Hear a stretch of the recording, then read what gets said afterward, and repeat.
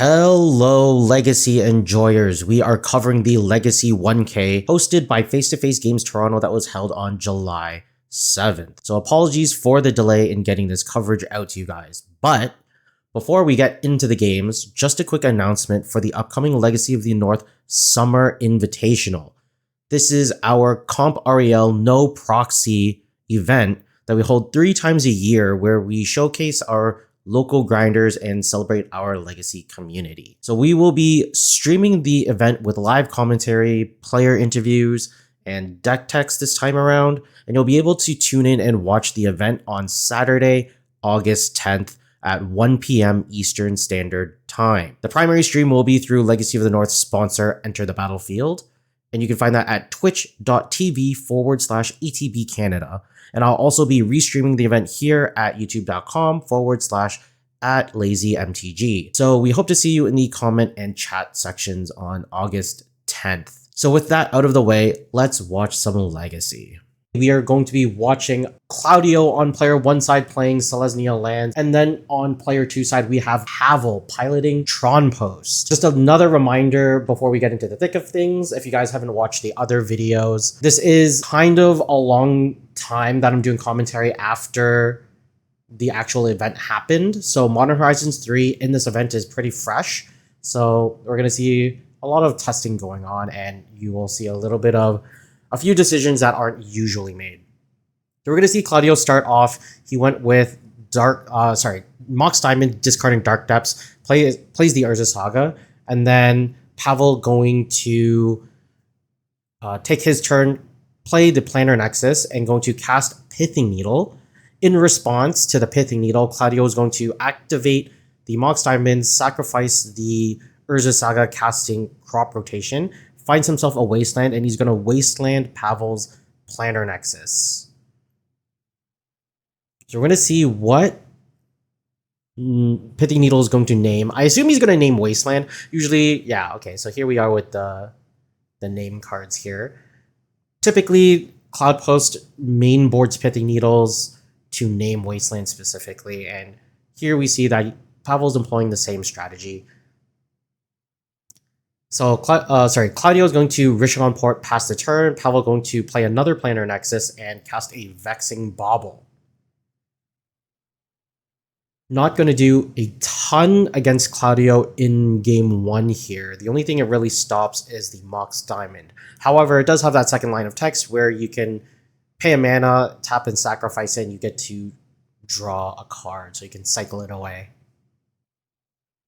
Claudio going to use another Crop Rotation, going to float 1 mana, sacrifice the Rishadan Port. Let's see what he grabs.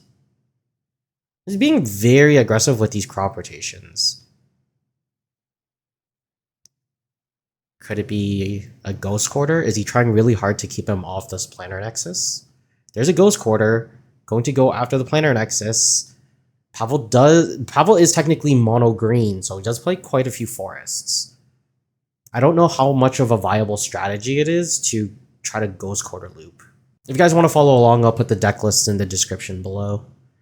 Alright, Claudio going to use a forest of his own, going to Life from the Loam, going to grab back Rishadan Port, Ghost Quarter, Urza Saga. No reason to get the Wasteland because Pithing Needle has named it. So unless he finds a Beseiju to get rid of this Pithing Needle, Wasteland kind of just going to sit in the graveyard for a while. I assume that Claudio needs to find a Thespian stage before he really thinks about loaming back this Dark Depths. Pavel going to cycle a Vexing Bauble. He casts another Vexing Bauble, going to play a Cloud Post for his turn. Pass it back to Claudio. Claudio going to draw for his turn. Go to the main phase. So he doesn't dredge here, and I'm a big fan of this. He wants to find an exploration, and he because he doesn't have the ability to play multiple lands for turn, and he just used the loam to get 3 cards back. Oh, I guess I was also a little wrong because he has a Life from the Loam of his own, going to return the Ghost Quarter that he just played and used. Gonna find Dark Depths and Wasteland as well, just to get a bunch of cards in the hand. I don't know. Unless he has nothing else to do, I'm not a huge fan of this play either. I would have rather keep the Life from the Loam in hand for when I actually need to get a land back. Alright, Pavel going to cycle the Vexing Bubble at the end of Claudio's turn. Going to draw another card for his turn.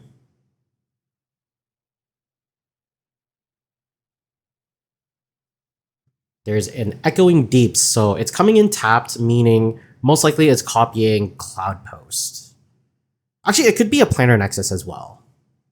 But here's a Disruptor Flute. This is another MH3 card that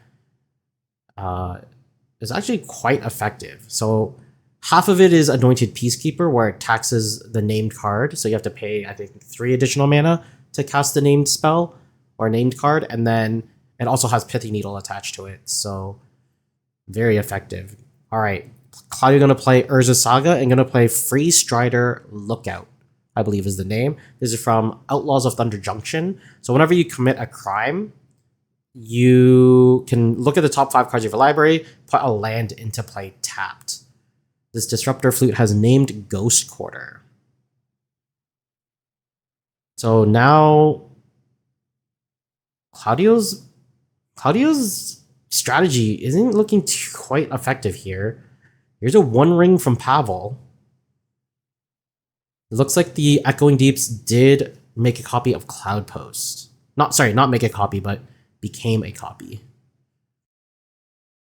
After the One Ring and drawing a card, going to pass back to Claudio. Claudio going to draw for his turn, upticks the Urza Saga, plays Rishon Import for the turn, and going to pass on upkeep. Oh, nope. So, Pavel is stopping during Claudio's end step. You have a crop rotation of his own? He does. Here's a crop rotation, going to sacrifice a forest. Finds another Cloud Post. So now he has 3 Locusts in play. So that generates 3, 6. So he has 8 mana available to him. Alright, during the upkeep, Claudio going to activate the Rishon Import, target one of the Cloud Posts, I presume. And this is going to trigger the Free Strider Lookout because Claudio is committing a crime. What a ridiculous statement. Alright, here's 4 mana from Pavel. Going to cast Once Upon a Time in response to the Rishon Import trigger. Sorry, activation. I guess Free Strider trigger. So still has 2 floating mana. If he finds something like a Disruptor Flute... Oh, he can't find Disruptor Flute. He might have a Disruptor Flute already. Once Upon a Time only grabs lands or creatures.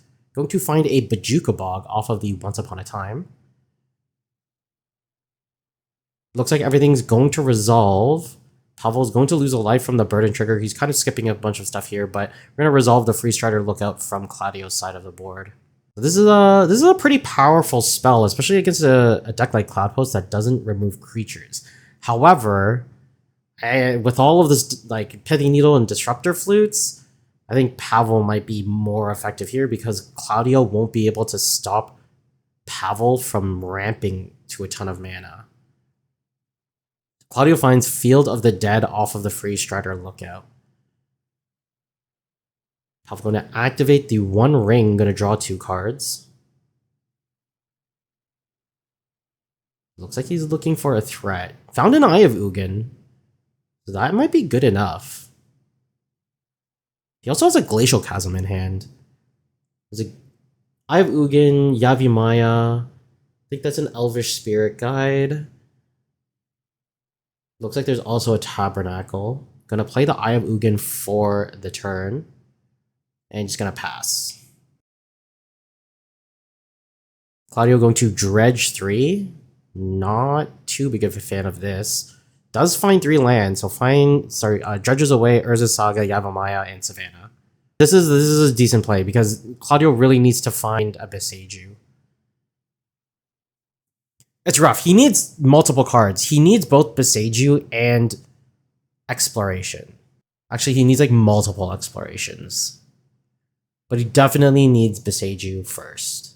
This is not looking too good for Claudio.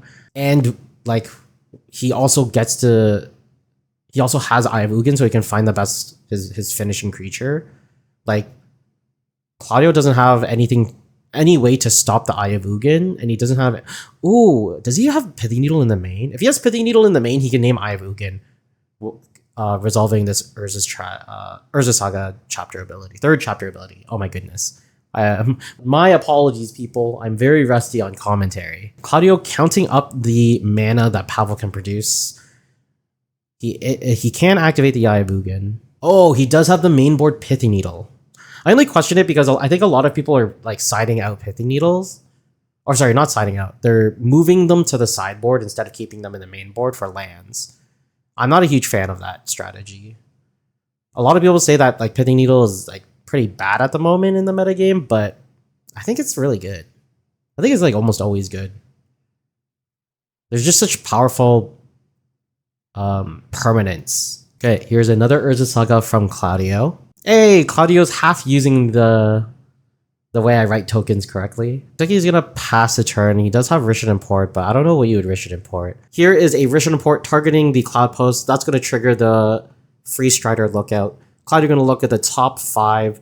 So I think at this point, because of the Pithing Needle, I believe Pavel runs Besejus of his own. So now it's kind of a race to who can find Beseju first. Although I think Pavel is in a better position because if he can continue to play Cloud Posts or Loci or Locusts or like Planar Nexus and Tron lands, he can still get enough mana and he can still use the One Ring to draw and find his win condition.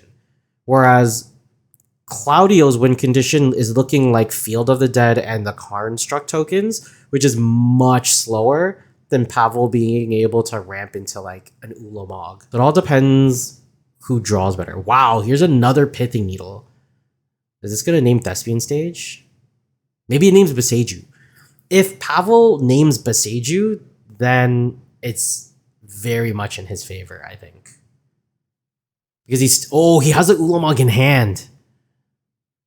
So how much mana can he make? He has, I think it's still 8, which is enough for Ulamog because the Eye of Ugin still makes it cost 2 less. Gonna play a Tabernacle for his land for the turn. Oh, does not? Whoa, okay. Pavel names Rishad Import. I guess some like behind the scenes kind of information is, even though this game is very complex, I was very happy watching it because I got to use so many of the whiteboard cards. Not a lot of people end up using them.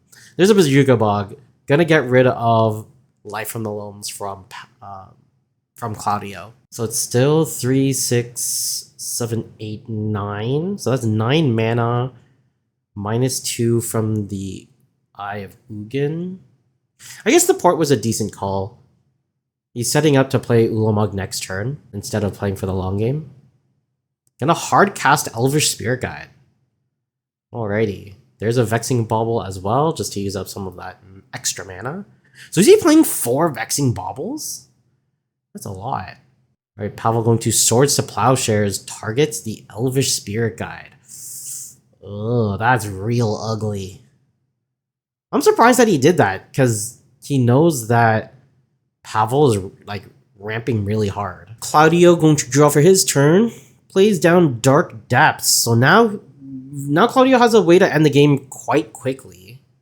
Wait, did Pavel gain life off of the Elvish Spirit Guide? I think he did because he's taking damage from the One Ring. Here's a Mox Diamond going to get countered by the Vexing Bauble. Alright, Claudio going to swing in with this Free Strider Lookout and the Construct. Construct is a 3/3? Looks like it's a 3/3. So this is before damage.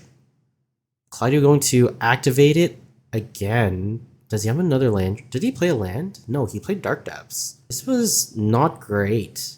Why would you make a Construct? You can no longer make Mirage now. Am I missing something? There's no Yavimaya in play. That might have been a misplay. Okay, Pavel going to draw for turn. Going to activate the One Ring. Actually, I guess Pavel wouldn't have died because like if Claudio holds up the Thespian Stage and Dark Depths, sorry, let me just shortcut this. If Claudio was showing or representing that he was going to make Merit Lodge, like we've seen Pavel already having the Glacial Chasm in hand, so he can probably just play Glacial Chasm and ride it for as long as he needs. And then at that point, he can just cast Ulamog and exile whatever he needs. Well, there's Ulamog anyway. Looking like he's gonna pick the Freeze Strider Lookout and the Urza Saga. That means he must have some sort of like interaction for Mirage. Granted, it could just be Glacial Chasm. Alright, Pavel picks Freeze Strider Lookout and Urza's Saga. Yep, down comes Glacial Chasm from Pavel. Gonna sacrifice the Bajuka Bog as it comes into play. And just gonna pass the turn. So this isn't gonna prevent Pavel from losing 4 life from the One Ring. I wonder how he plans to finish the game off. Maybe he has another One Ring in hand. If he has another One Ring in hand, he can reset the One Ring and then he can also gain protection. So then he can also sacrifice the Glacial Chasm. It will be only needed for 1 turn. Pavel goes to discard, discards a Vexing Bauble. He already has one in play. Only thing it's done is countered 1 Mox Diamond from Claudio. Claudio is going to draw for his turn. Let's see what he finds. It looks like he's contemplating on playing a Wasteland. Just for mana. It's only 6 lands, so it's not triggering Field of the Dead. Passes the turn. So Pavel, during Claudio's end step, going to cycle away this Vexing Bubble to get a free draw. Gonna go to the upkeep, and Pavel has some decisions to make. Whether or not to keep the Glacial Chasm. Wow, he's keeping the Glacial Chasm, so he loses 2 from the Glacial Chasm for the cumulative upkeep, and he loses 4 from the One Ring, brings himself down to 2.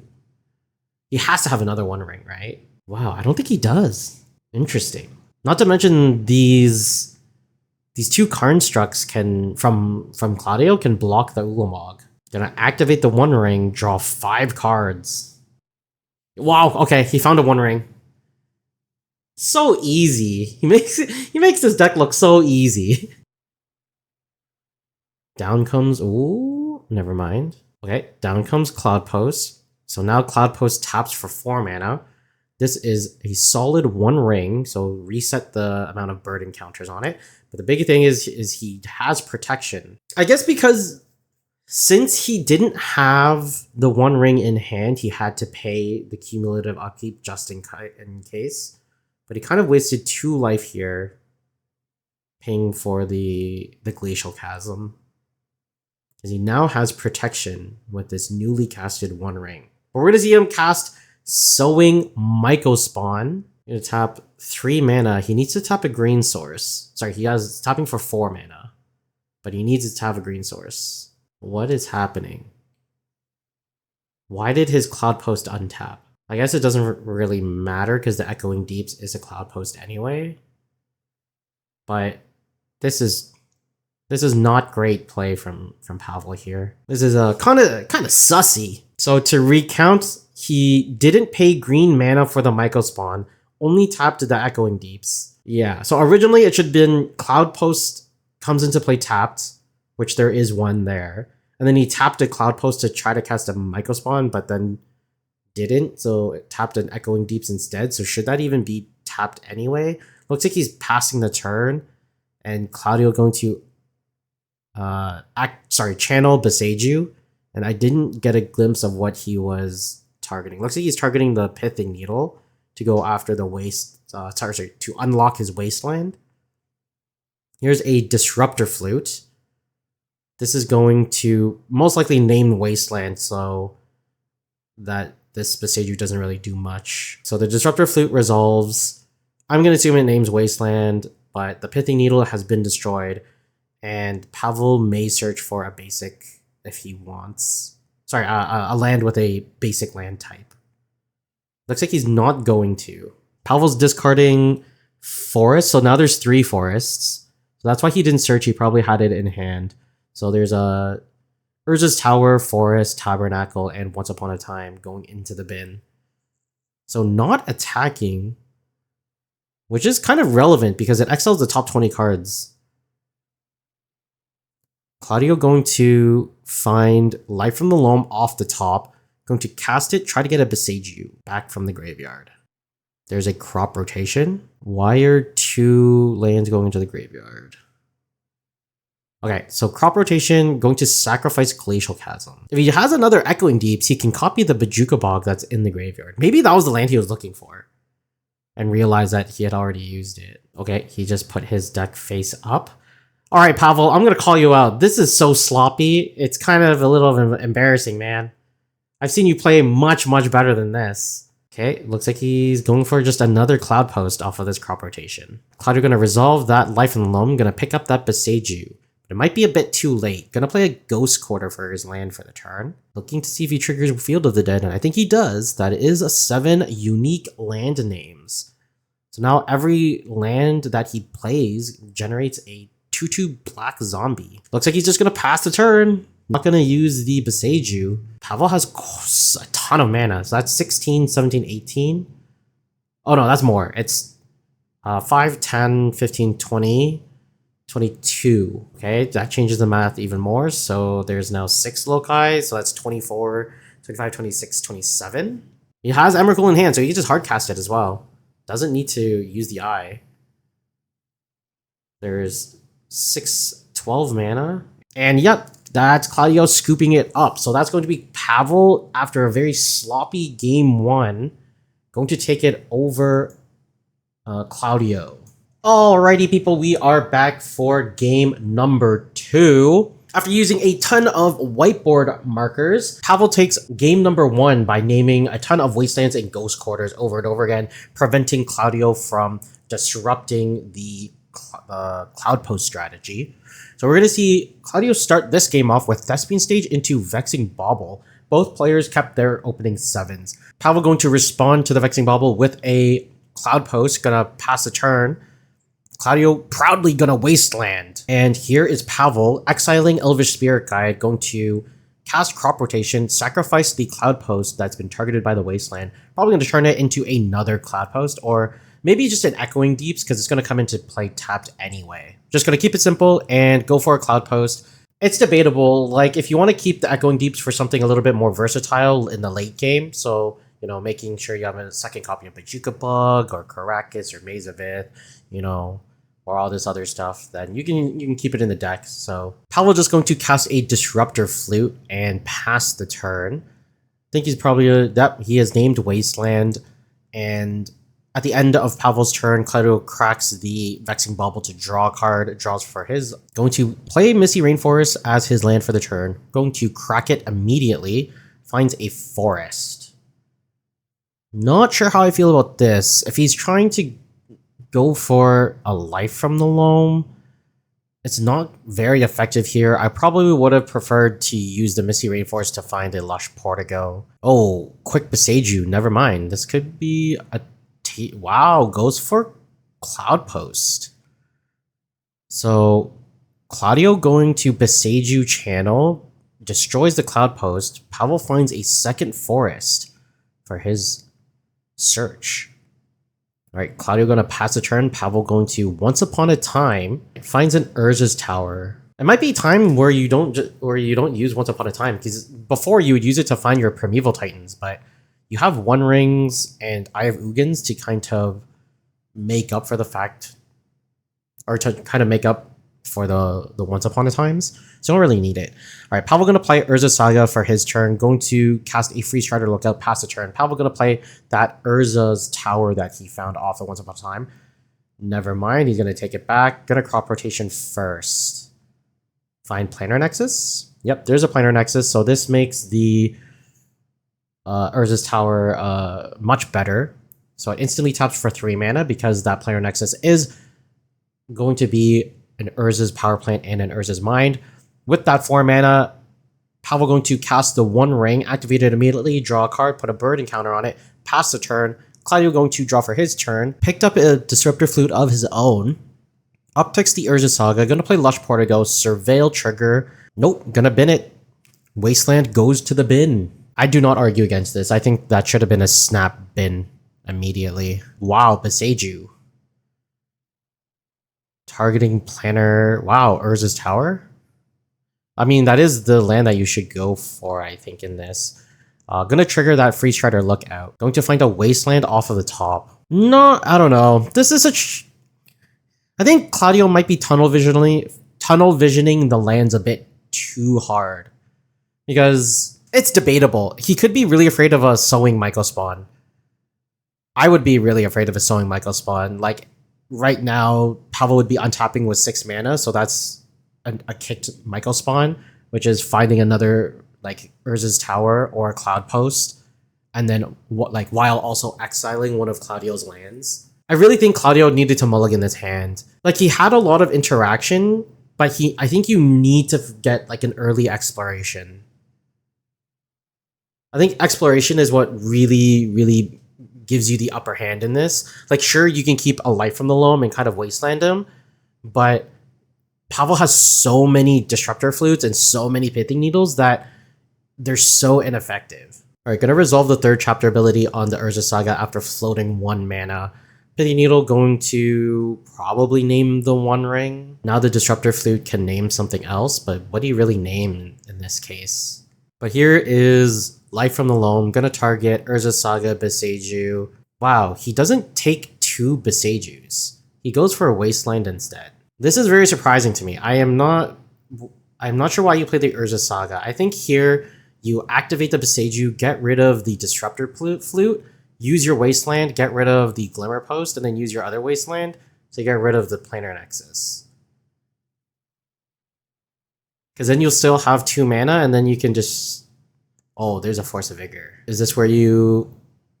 So Force of Vigor is targeting Pithing Needle and Urza Saga. So I think you need to tap Thespian Stage and the Urza Saga to flash in Disruptor Flute to name the One Ring. Oh, he's tapping his green source. Wow, he's going for Beseiju.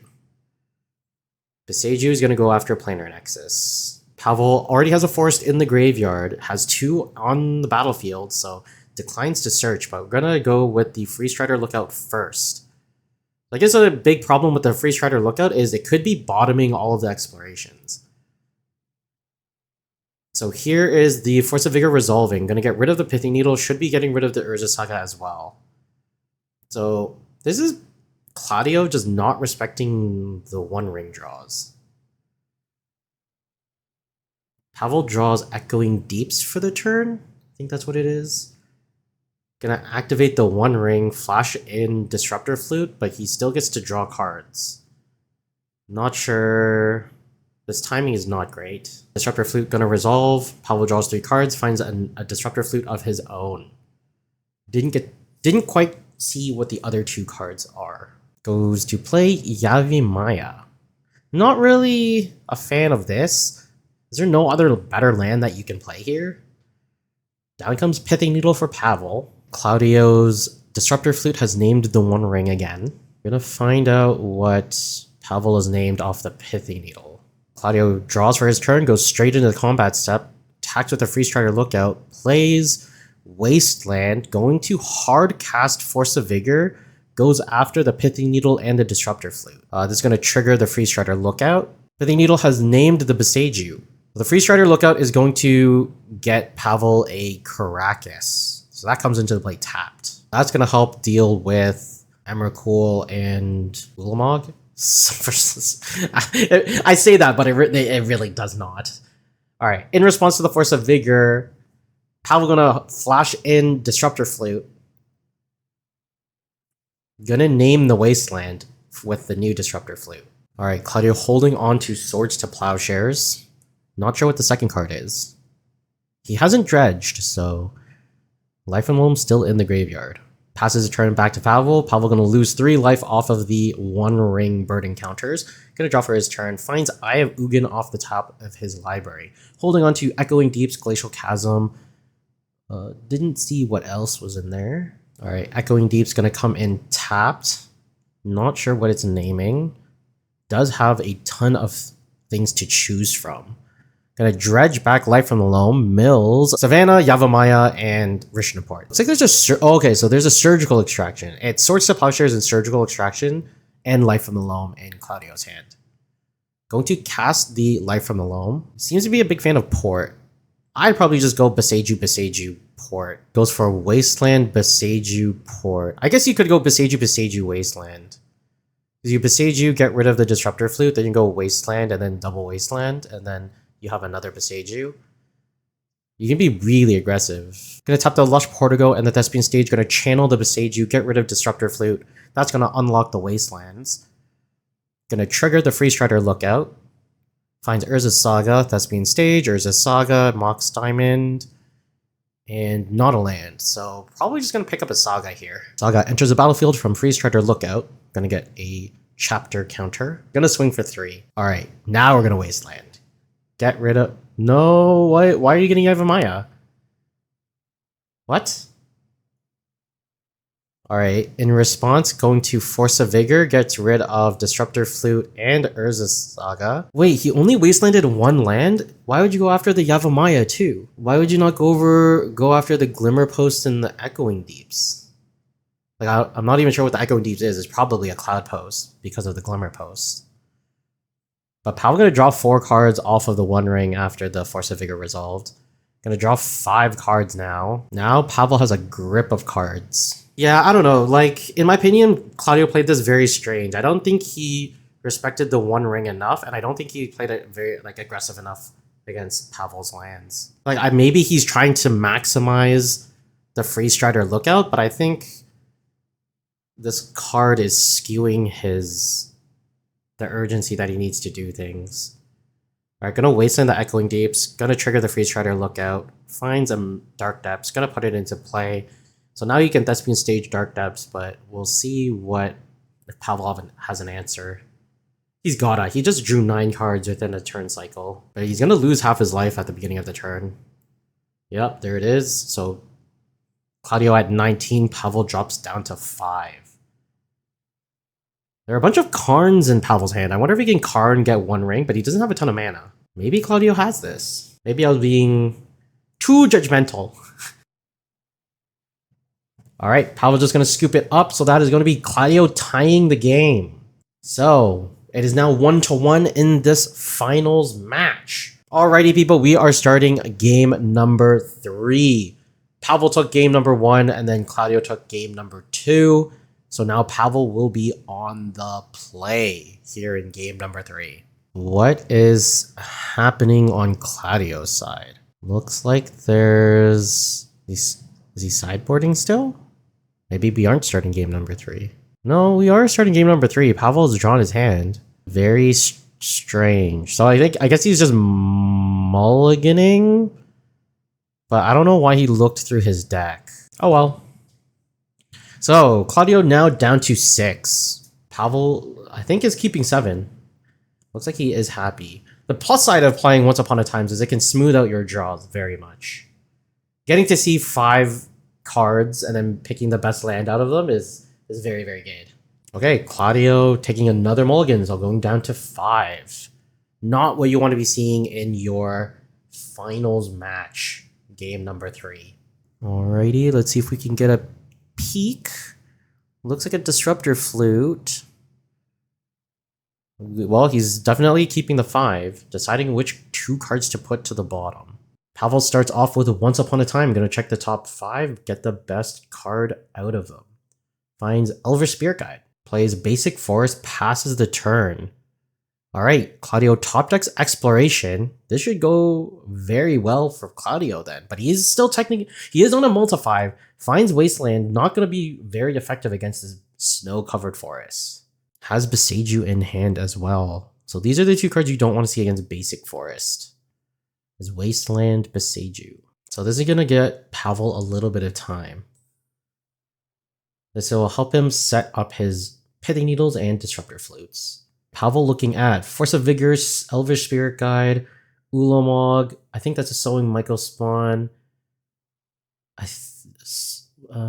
Not quite sure what those cards in between. There's a Crop Rotation as well. And an Urza's Tower. Alright, so not a lot of disruption, but has decent cards in hand. Gonna play this Urza's Tower in the face of a Wasteland. I wonder if Pavel's trying to bait it out. Claudio does not fall for it. Does not Wasteland. Just gonna draw for the turn. I think he found another Beseiju. Oh no, that might be a Sylvan Library. So the most scary thing that Pavel could do, like there's 2 things that Pavel could do. He could go Planar Nexus 1 ring, or Planar Nexus Michael Spawn, find another like godly land. There's going to be, wow, Force of Vigor, exiles the Elvish Spirit Guide that he found off of the Once Upon a Time. That gets rid of the Exploration and the Sylvan Library. Claudio went all in on those 2 enchantments, and he has been blown out. Only has 3 cards left in hand. We know one of them is Disruptor Flute for sure. And a Beseiju. I'm not sure exactly what the 3rd card is. Pavel deciding on whether or not he wants to use this crop rotation, I assume. Not going to do anything, just going to proceed to his turn. All right, top deck's a Caracas, just going to play it down and pass the turn back to Claudio. Claudio going to play Lush Portigo. Going to put Mox Diamond into the graveyard. Going to pass a turn. Pavel going to draw for his turn. All right, 2 mana. Going to cast Disruptor Flute. I wonder if this is where you use Wasteland. Probably not, right? You have the Beseiju in hand. Down comes Eye of Ugin. There's Beseiju. Going to get rid of Disruptor Flute. This is a little bit problematic because now Pavel gets an additional land. So he's doing the good old classic mana ramp instead of cheaty mana ramp. It's going to finish up Pavel's turn. Claudio going to draw for his turn. Severely lacking resources. I think he found another exploration. Wasteland on Eye of Ugin? Yup. Gonna crop rotation it. That's tough. Gonna go for Bajuka Bog. Exiles the graveyard. Okay, not a bad call. Wow. Claudio does have the Life from the Loam in the hand. But just gonna pass the turn. Maybe I saw wrong. Maybe he didn't get another exploration. How we're going to play Glimmer Post for the turn. Tap 6 mana. Good old classic. Just tap 6 lands for 6 mana. Going to kicker with the Sowing Mycospawn. This is going to allow Pavel to search his deck for any land put onto the battlefield, and he gets to exile one of Pavel's. So this is a Reap and Sow on a creature. Going to Disruptor Flute in response to the Mycospawn cast trigger. Claudio's Disruptor Flute has named the One Ring. Pavel goes for the very quick acceleration, goes for the Planar Nexus. So any land off the top will allow Pavel to cast the Ulamog. Gonna pass a turn after the Sowing Mycospawn resolves. Claudio gonna draw for his turn, finds Urza Saga off of the top. Gonna get a chapter counter. Tap 2, here's a Life from the Loam, targeting 0, just to get some value out of it. Does Pavel find a land? Is it a land? There's 4 mana, 5, 6, 7, 8, 9. Is it a land? Oh, it's a Glacial Chasm, but because of Claudio's Yavimaya...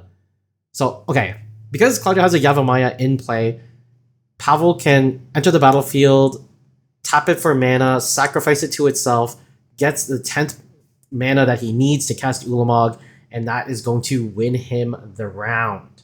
Or, sorry, the game. Wins in the tournament, actually. Alright, folks, I will hope to see you guys tune in during the live streams. Take it easy.